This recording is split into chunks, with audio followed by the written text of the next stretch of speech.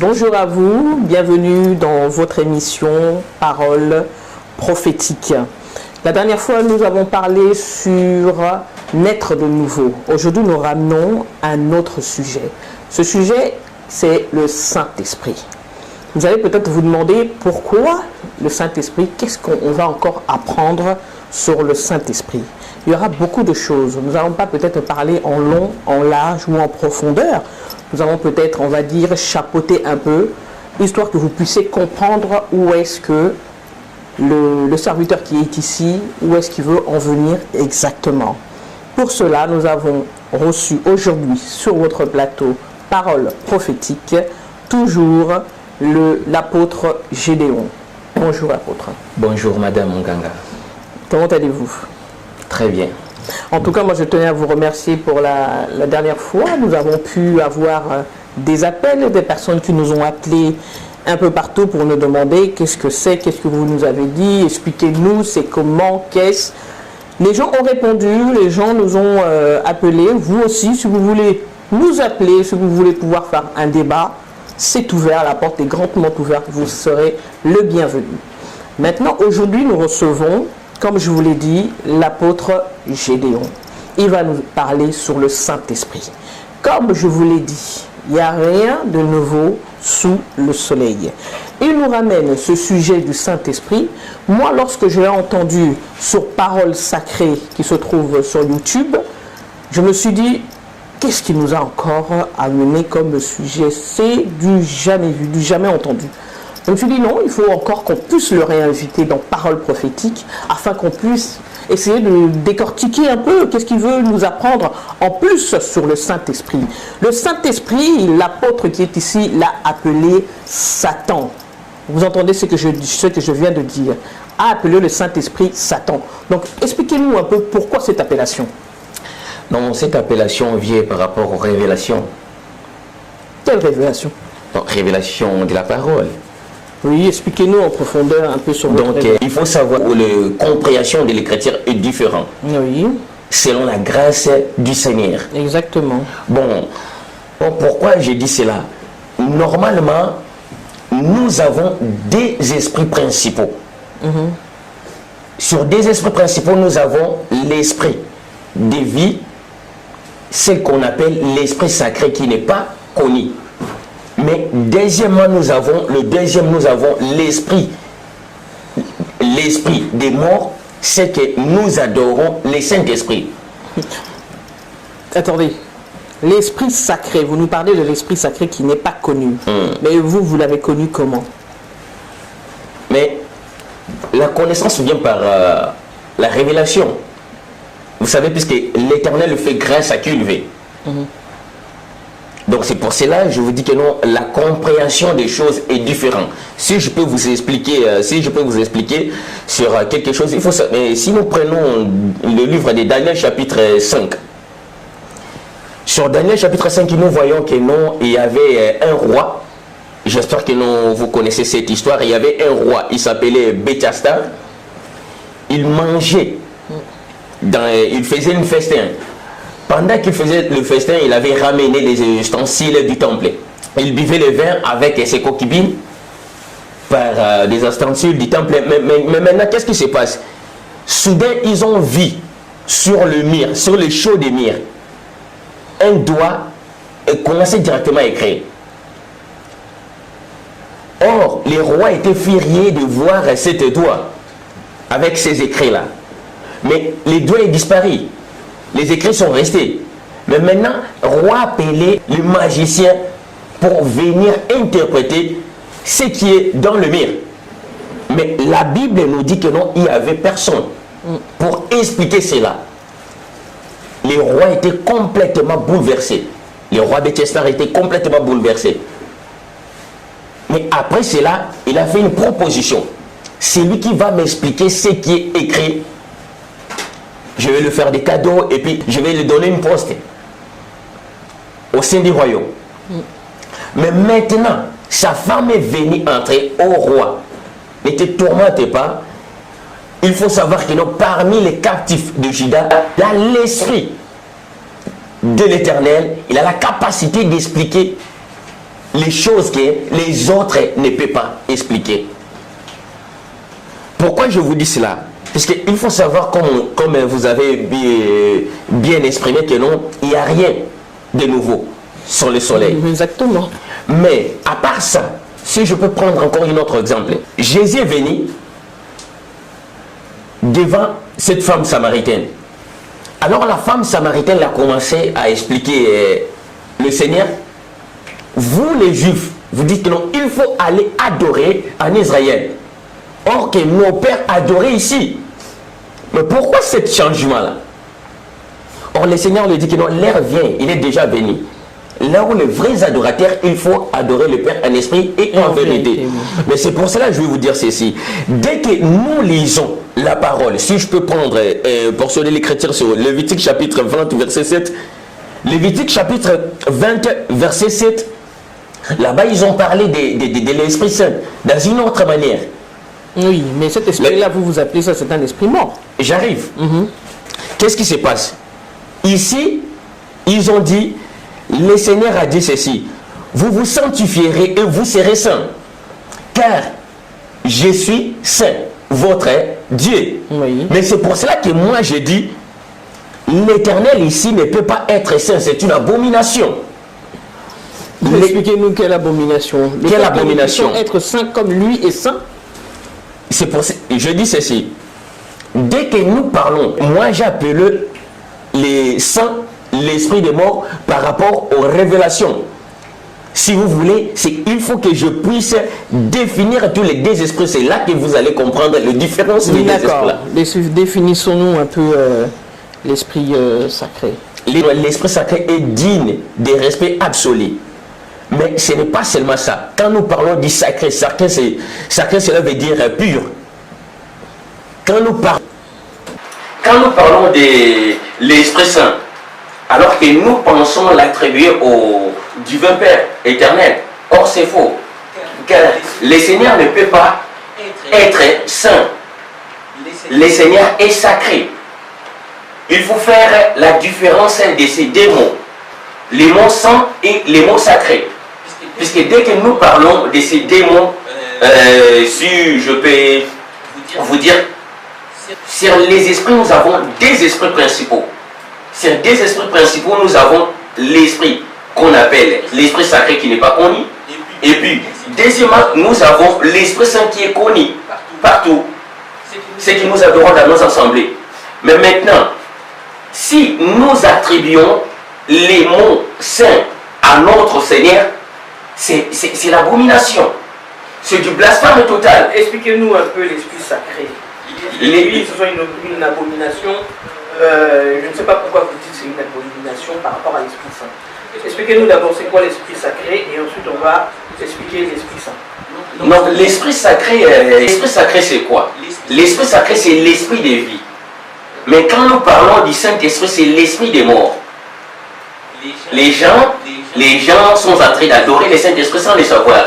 Mais maintenant, qu'est-ce qui se passe? Si je peux prendre juste un verset biblique pour expliquer. Nous voyons dans Lévitique chapitre 20 verset 7. L'Éternel dit ceci que non. Vous vous sanctifiez pour devenir saint, car je suis saint, votre Dieu.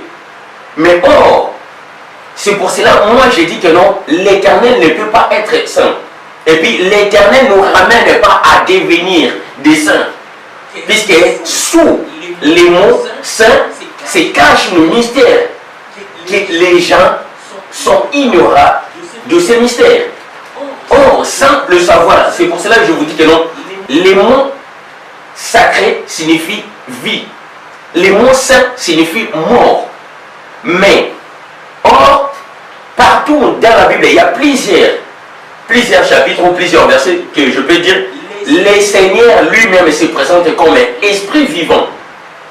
Si je peux prendre Ézéchiel chapitre 33 verset 11, le Seigneur se présente comme un esprit vivant. Je suis vivant. Esprit qui s'exprime, il est vivant. Esprit vivant. Donc esprit sacré qui s'exprime. Si nous pouvons prendre encore Ézéchiel chapitre 5 verset 11, c'est pareil. Et puis Nombre chapitre 14 verset 21. il se présente toujours comme l'esprit vivant. Mais maintenant, si je peux prendre encore une autre portion de l'écriture sur le Nouveau Testament, et c'est là que l'apôtre Paul nous a bien expliqué, il a un peu approfondir les choses. 1 Corinthiens chapitre 15 verset 45. Apôtre Paul, il a présenté le Seigneur correctement comme un esprit vivifiant. Donc comme un esprit de vie, mais esprit vivifiant. Vous savez déjà quand nous parlons de l'esprit vivifiant, donc nous parlons de lui-même, le résurrecteur. Vous voyez, c'est pour cela que j'ai dit que non. Nous avons des esprits principaux, il faut savoir. Il faut faire cette différence. Or, l'un qui n'est pas connu, qui est vrai, mais l'autre qui est connu par tout le monde, qui est faux. Mais en quoi est-ce qu'il est faux, celui qui est connu? C'est ça. Pourquoi est-ce qu'il est faux? Il est faux par rapport à quoi? Si je peux vraiment entrer dans la profondeur, il faut que j'explique chacun de ces esprits pour que les fidèles de la parole puissent comprendre. Déjà, il faut savoir que nous avons des esprits, comme je vous ai dit. Nous avons des esprits principaux. Premier esprit, c'est l'esprit sacré qui n'est pas connu. Et deuxième esprit, c'est l'Esprit Saint, que nous adorons tous. Mais maintenant, si je peux définir l'esprit sacré, une courte définition, je dirais que non. Le sacré est digne d'un respect absolu, ou qui appartient à un domaine interdit ou inviolable. Ou en d'autres sens, si je peux prendre un exemple comme cette Bible, nous avons l'habitude d'appeler cette Bible que non, la Sainte Bible. Or, normalement, c'est sacrée Bible, puisque c'est parole vivante. Mais quand nous appelons que non, Sainte Bible, là ça devient une autre chose. Ça devient comme si des écrits morts. Oui, bah selon vous, hein, selon ce que vous nous dites. Non, pas selon moi, mais selon la révélation. D'accord. Vous voyez, selon la révélation. Mais maintenant, pourquoi j'ai dit que non, le Seigneur ne peut pas se présenter? Le Seigneur ne peut pas se présenter ou il ne peut pas s'identifier comme esprit sacré. Par rapport à quoi? Or, Lévitique chapitre 20 verset 7, qu'on nous dit que non, le Seigneur s'est présenté comme je suis sacré. C'est pour cela que j'ai dit faux. Il faut savoir que non, la Bible est falsifiée. La Bible est falsifiée. Or, Lévitique chapitre 20 verset 7, il fallait former cette phrase comme ça, que vous vous sacralisez pour devenir sacré. Puisque la sacralisation qui amène un homme à atteindre le caractère sacré. Quand nous parlons du sacré, le sacré c'est quelque chose de pur. Quand on dit que non, celui-là est sacré, donc il est séparé. Il est séparé du monde. Donc quand le Seigneur s'exprime, ou le Seigneur nous dit toujours dans le livre de Lévitique que non, je vous ai appelé, je vous ai choisi parmi les nations pour devenir mes serviteurs. Donc, en d'autres sens que non, je vous ai choisi pour que vous soyez sacralisés afin d'atteindre le caractère sacré pour être mes serviteurs. Si je peux prendre un exemple, il faut savoir que Madame Ganga, dès le commencement, le premier homme, Adam, la Bible nous dit sur Genèse chapitre 2 verset 15 que l'Éternel prit l'homme qu'il avait formé et lui a placé dans le jardin pour le cultiver. L'Éternel a pris Adam dehors, là où il avait formé, il a placé Adam dans le jardin d'Éden pour le cultiver. Cultiver en d'autres sens pour les sacraliser. En fait, que l'homme puisse atteindre ce caractère sacré. Puisque nous naissions vides. Il faut à un homme atteindre ce caractère, la maturité spirituelle, on peut dire. Il faut à un homme atteindre la maturité spirituelle. C'est pour cela qu'il faut que le Seigneur puisse initier ou enseigner le premier homme qui est Adam, afin que l'homme puisse atteindre ce caractère sacré. Donc comme lui-même. Mais maintenant,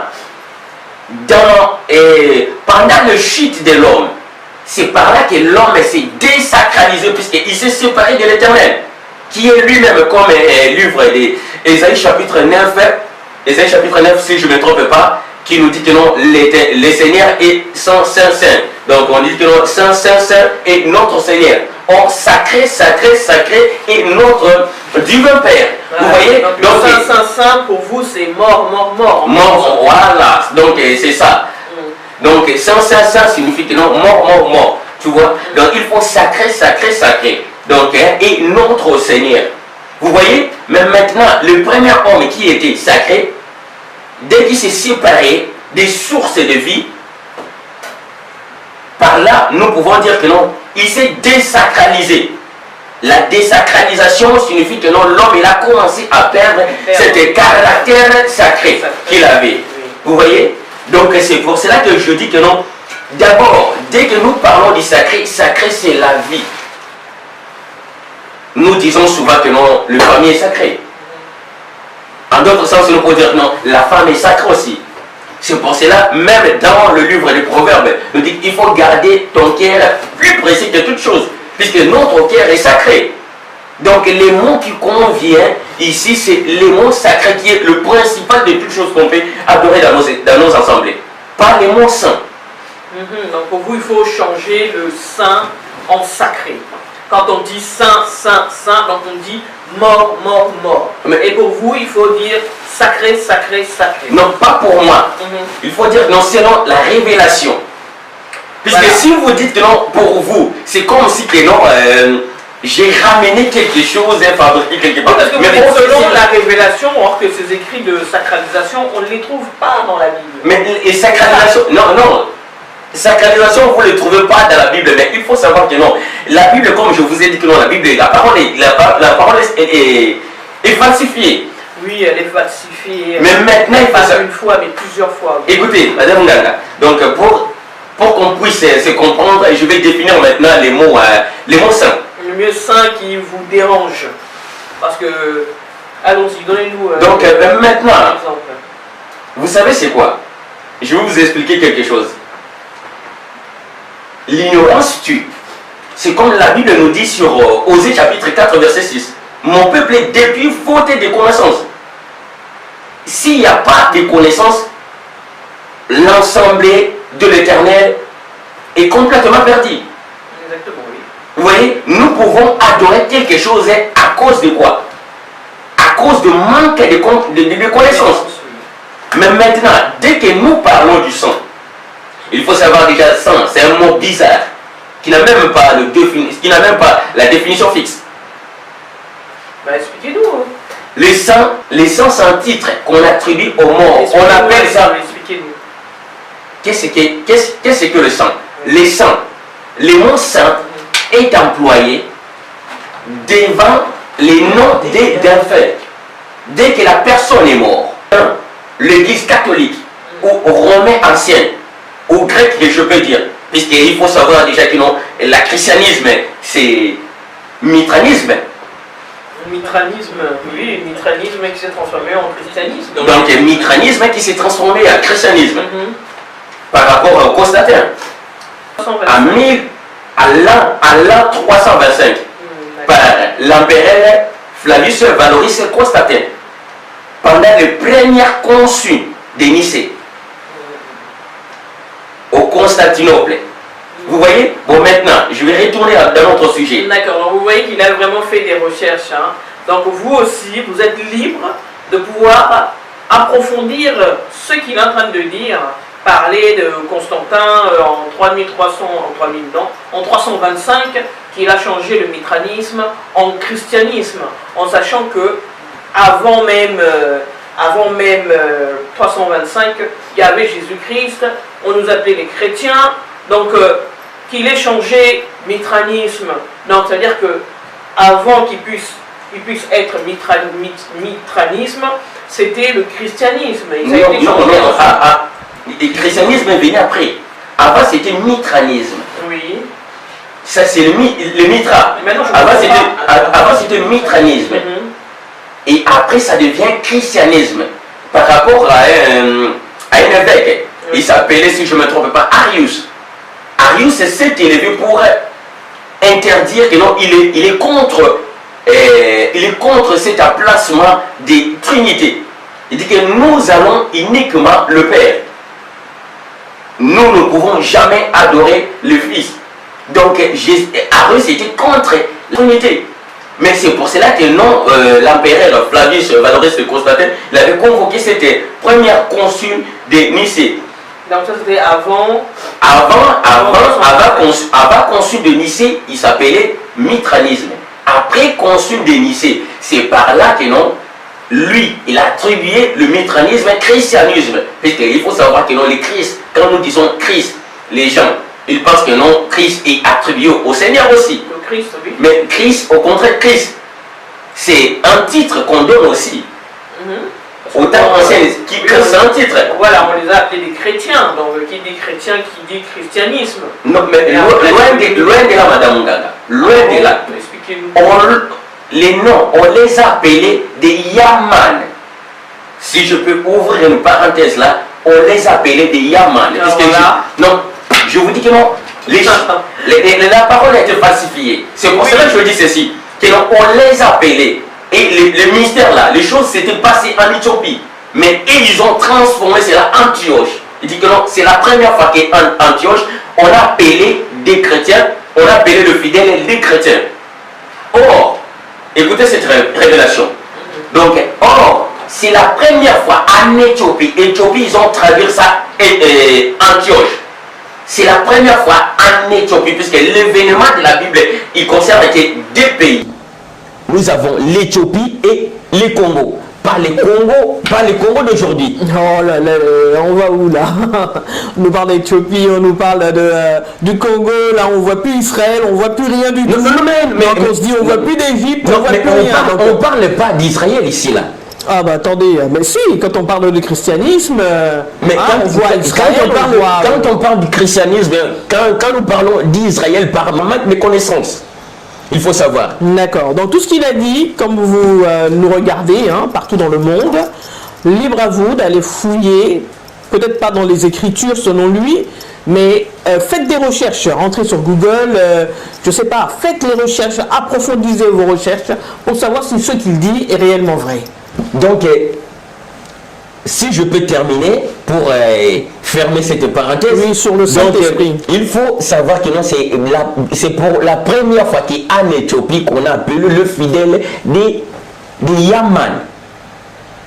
Pas des chrétiens, mais des Yaman. C'est pour cela cette expression, tu dois trouver cela chez des Rastafari. Il dit souvent Yaman, Moutou Yazaman. Donc, Moutou Yazaman, cela veut dire Moutou Yaman. Et en plus, c'est langue bantou. Moutou Yaman. Et ils ont déformé cela Moutou Yazaman. Donc, quand nous parlons de Jésus, son vrai nom c'est Ya.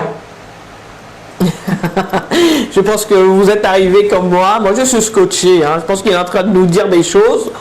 Je ne veux pas dire qu'il est en train de blasphémer parce que nous parlons du Saint-Esprit. La seule personne qu'on ne peut pas blasphémer, c'est bien lui. Mais là, on a l'impression qu'il blasphème. Donc, on continue à le suivre. Bon. Donc, finissez sur la définition de votre Saint-Esprit qui est un esprit mort. Voilà, là on ferme une parenthèse. Donc, maintenant, je retourne sur les Saint-Esprit. Et c'est pour cela que je disais que non. Le Saint-Esprit est pernicieux pour nous.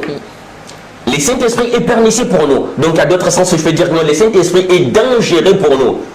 Mais pourquoi est-ce qu'il est dangereux? Parce que nous sommes en connexion avec lui. Non, c'est pas quelque chose de rien. Là, vous nous dites, oui, voilà, c'est un esprit mort. Limite, c'est diabolique. Non, moi, je veux des explications. Bon. L'explication, c'est ceci. Le mot saint vient du mot latin.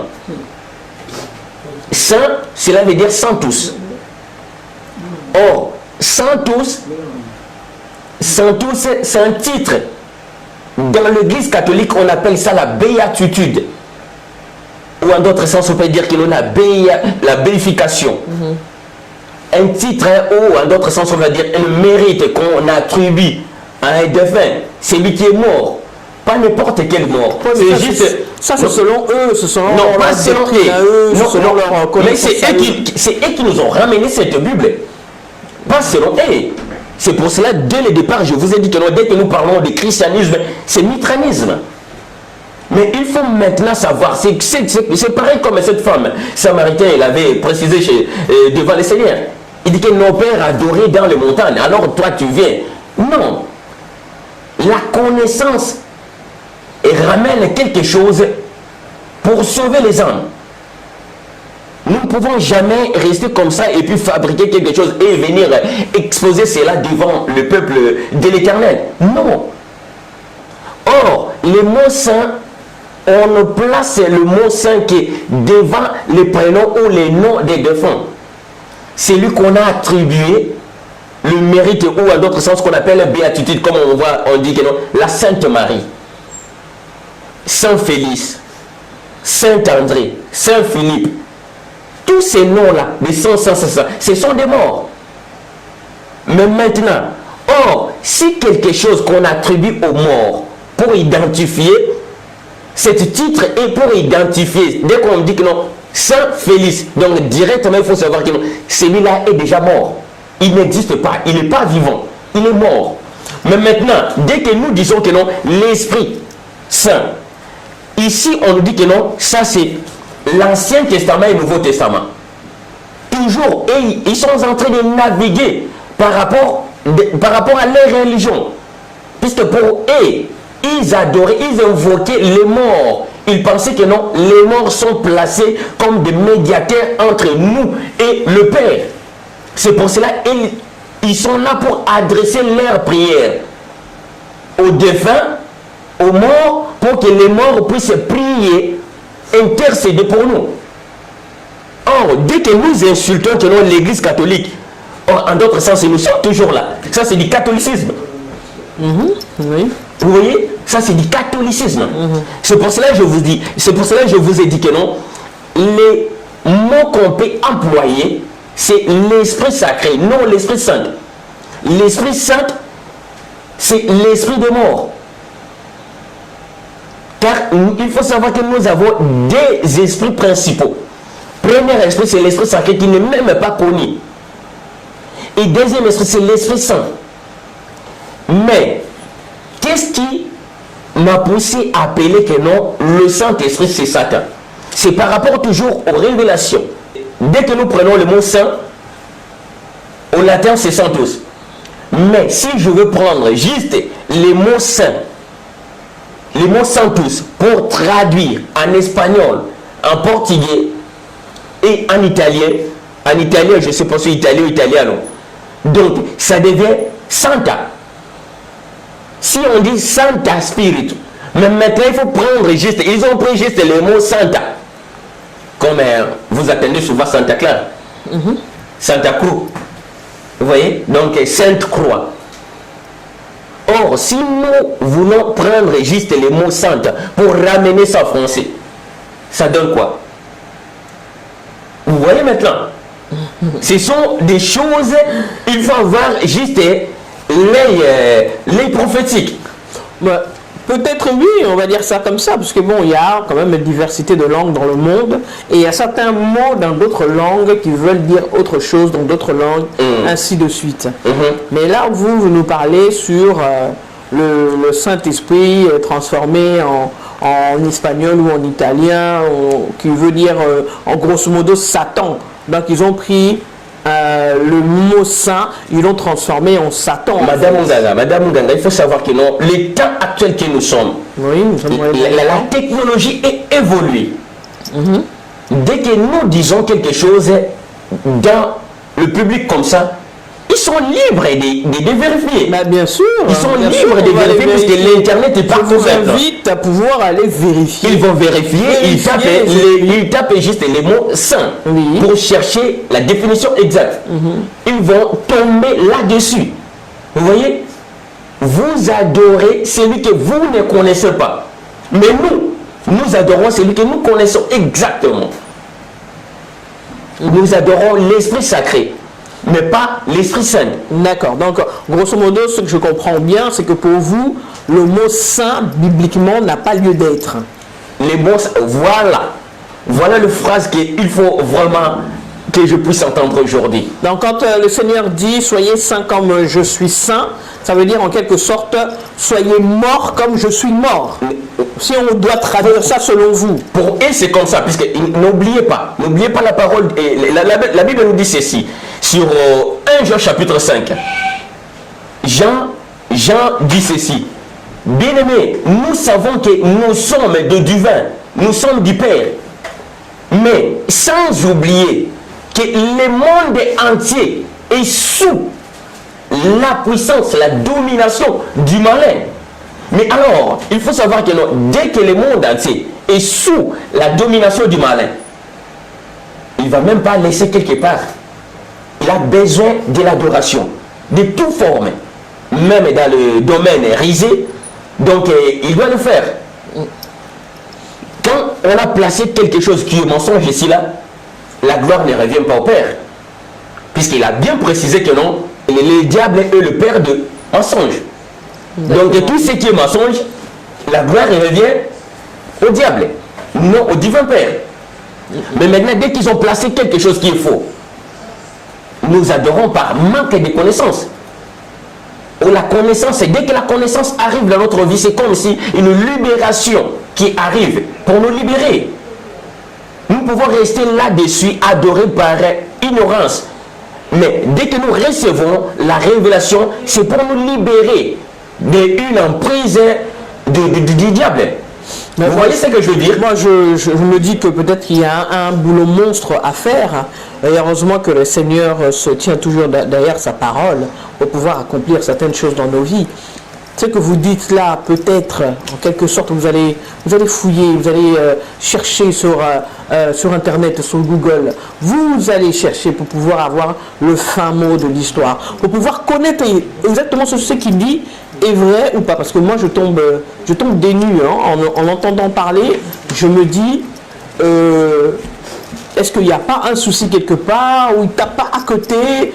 Certes, lorsqu'il parle de saint, selon le catholicisme, cela veut dire c'est une personne qui est déjà morte. Exactement. Chez les catholiques, quand on parle de saint, comme il dit André, saint, je sais pas, saint Félix, saint je ne sais pas quoi, ce sont des personnes déjà mortes. Là-dessus, je suis d'accord. Mais à ce que, oui, la Bible est falsifiée, oui. Mais falsifiée à quel niveau? Parce que là, lorsque je l'entends parler, j'ai l'impression que on passe à côté de beaucoup de choses. Si le mot ne fût que saint, lorsqu'on appelle la Bible Sainte Bible, donc ça veut dire quoi? Mort Bible? Grosso modo, c'est ça. C'est ça. Mais il faut savoir aussi ceci. Il faut que, dans la Bible, on dit que non, il faut qu'il y ait la différence entre la lumière et les ténèbres. Si déjà, et il place les mots saints devant les noms pour identifier quelqu'un qui est mort. Et même maintenant, nous plaçons la Sainte Bible. C'est écrit. La Sainte Bible. Donc, une parole morte. Et ce n'est pas seulement limité là. Nous appelons aussi Ancien Testament. Or, nous savons tous, qu'est-ce qu'on appelle Testament? Testament, c'est les écrits que défunt l'a laissé. Or, cette parole est vivante. Nous ne pouvons jamais appeler les écrits et l'Ancien Testament et le Nouveau Testament. C'est l'ignorance. Nous sommes complètement perdus. Faute de quoi? Faute de la connaissance. Puisque dès qu'on appelle Testament, c'est quelque chose qu'un défunt l'a laissé. Les écrits qu'un défunt l'a laissé pour tester quelque chose. Oui. Or, le Seigneur se précise normalement dans tous les domaines que je suis vivant. Si le propriétaire est vivant, comment nous allons alors maintenant appeler que non, ces écrits sont des testaments? Vous voyez, c'est comme si que non, il nous ramène de blasphémer contre le Seigneur.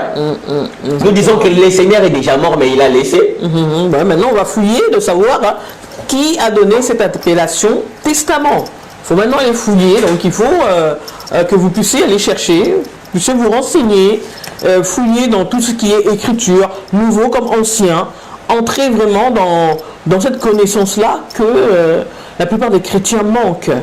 C'est ça, la Sainte Bible. C'est pour cela qu'il y a d'autres Bibles qui s'appellent paroles de vie. D'autres Bibles qui s'appellent paroles vivantes. Donc nous comprenons aujourd'hui, en tout cas moi, je comprends aujourd'hui la Sainte Bible. Il faut que j'aille fouiller. Il faut vraiment que j'aille fouiller. Oui, or, normalement, il faut que nous appelons les sacrées Bibles. Puisque sacré, c'est quelque chose qui est pur. Et vous voyez maintenant, dans nos jours, il y a plus de montants de versions bibliques. Exactement. Et version telle, version telle. Pourquoi? Puisque quelque chose qui n'est pas crédible. Qui n'est pas vrai. Chacun il parle de sa façon. Non, je voyais que ça, version telle, il dit que non, là, c'est une fille. Donc, on est complètement perdu. Mais maintenant, c'est quoi? Il faut la révélation exacte qui vient du Père. Pour que son peuple puisse maintenant marcher dans la lumière. Donc c'est la lumière selon vous, jusqu'à ce que les personnes puissent aller faire des recherches. Et vérifier. Et oui, vérifier les Écritures, vérifier dans l'ancien, on va dire en quelque sorte les anciens ouvrages. Parce que moi, je me rappelle, bon après, quitte à vous de pouvoir vous renseigner, où j'avais suivi un reportage où on m'apprenait que dans ce reportage, je ne sais pas si cela est vrai ou cela est faux, j'avais suivi dans ce reportage-là où il y a eu Shakespeare, ceux qui connaissent le fameux nom de Shakespeare, apparemment il aurait aussi interpellé certaines écrits de la Bible.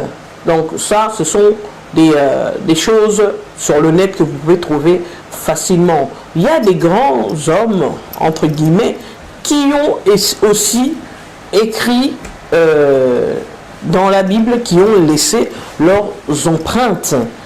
Comme il le dit si bien, il faut avoir les yeux. Et il faut que le Seigneur puisse vous inspirer, que, en quelque sorte, que les écailles puissent tomber. Parce que moi, ce qui me dit là, effectivement, j'ai appris aujourd'hui, oui, on passe dessus, saint, on passe dessus, sans réellement avoir la connaissance de la signification, sans réellement aller chercher. Est-ce que parmi vous, les chrétiens, vous êtes partis chercher où le catholicisme a mis la main sur la Bible? Comment est-ce que ça a été falsifié? Heureusement que nous avons un Dieu qui est vivant et qui se tient derrière sa parole. Il n'y a que ça, sur ça qu'on puisse s'appuyer aujourd'hui. Moi, je sais qu'il y a eu plusieurs témoignages où les gens ont parlé en disant que le Seigneur m'a dit d'entrer dans telle parole, d'aller lire telle écriture. Ce n'est pas toutes les écritures, mais d'aller lire telle écriture. Et je me dis que le Seigneur, effectivement, se tient derrière sa parole. Peut-être pas tout, mais il est derrière sa parole. Mais ce qui est bon à savoir pour nous autres chrétiens, faites des recherches. C'est tout ce que j'ai à vous demander. Alors, apôtre Gédéon, un mot de la fin. Qu'est-ce que vous avez à nous dire par rapport à tout ce qu'on a entendu? La sacralisation, le saint qui est une abomination pour vous, l'appellation saint, ça veut dire en quelque sorte c'est diabolique. Nous avons parlé de quoi encore? Que les chrétiens se trompent en disant des appellations saint, saint, saint. Donc on s'est tous en quelque sorte trompés. On a l'impression que vous avez la science infuse, vous avez la vérité en vous et que d'autres ne l'ont pas. Qu'est-ce que vous pouvez dire dessus? Je n'ai pas la science, mais je détiens la vérité. Oh, vous détenez la vérité. Oui. Il y a une chose qu'il faut savoir quand même sur parole prophétique. La seule personne qui détient la vérité, c'est bien lui qui se trouve là-haut. Nous ne sommes que des exemples. Parce que nous ne connaissons qu'en partie. Nous ne pouvons pas tout connaître. Mais il faut savoir aussi, Madame Munganga, quand on dit un prophète, le prophète c'est la bouche de l'Éternel. L'Éternel ne descend pas comme ça pour vous parler, l'Éternel parle à travers ce serviteur. C'est pour cela quand je dis que non, je détiens la vérité, puisque je sais la communion que j'ai avec le Père. Je comprends, mais il y a l'écriture qui dit, il a donné à d'autres comme. prophète, comme pasteur, comme docteur. C'est comme, c'est pas l'exactitude, parce que c'est lui-même qui est exactitude. Mais par là, je peux vous dire ceci. Nous pouvons avoir 10, mais nous n'avons pas, nous tous, de même capacité de comprendre des Écritures. C'est comme dès le départ que je vous avais donné l'exemple de Daniel. Oui. De Daniel sur le roi Bétastar. Donc l'Éternel fait chaque chose à son temps comme il veut, comme il le pleut. Voilà. Donc le mot de la fin, pour finir, je peux dire que non. Donc ne soyez pas incrédules, ne soyez pas incrédules. Mais désormais, il faut savoir que non, il ne faut plus employer ces mots saint. Saint-Esprit, Saint-Esprit c'est l'esprit des morts. Or désormais, il faut employer l'esprit sacré. Comme j'ai bien précisé et j'ai donné plusieurs détails à ce qui concernait les mots sacrés. Donc, les mots sacrés, c'est le pur. Le mot sacré, donc, il y a plusieurs définitions sur le mot sacré. Mais sur les mots saints, il n'y a même pas de définition exacte, puisque les mots saints, c'est un titre, comme je dis, que non, un titre mérite ou béatitude. En d'autres sens, qu'on va dire que non, le béification qu'on donne, qu'on attribue aux défunts, aux morts dans l'église romaine ou dans l'église catholique. Donc il faut faire la différence, comme la Bible précise souvent que non, il faut qu'il puisse avoir la différence entre les lumières et ténèbres. Voilà. Ok, ben voilà, nous sommes arrivés à la fin de notre et votre émission Parole prophétique. Donc vous avez entendu l'apôtre Gédéon Moussiana. Je vous invite à pouvoir nous contacter. Les numéros sont affichés. Vous pouvez les joindre aussi sur Parole Sacrée qui se trouve sur YouTube. Et vous pouvez aussi nous joindre sur Parole prophétique. Donc, comme vous l'avez entendu, avec la parole prophétique, nous ne pouvons que voir les choses autrement. Donc, nous disons merci à Mathéus Lissonda, ainsi qu'à Yawili Kunda et à Edino Image Pro. C'est eux qui nous permettent de pouvoir réaliser tout ce que nous avons là. Donc voilà, avec la parole prophétique, nous ne pouvons que voir les choses autrement. Que Dieu vous bénisse.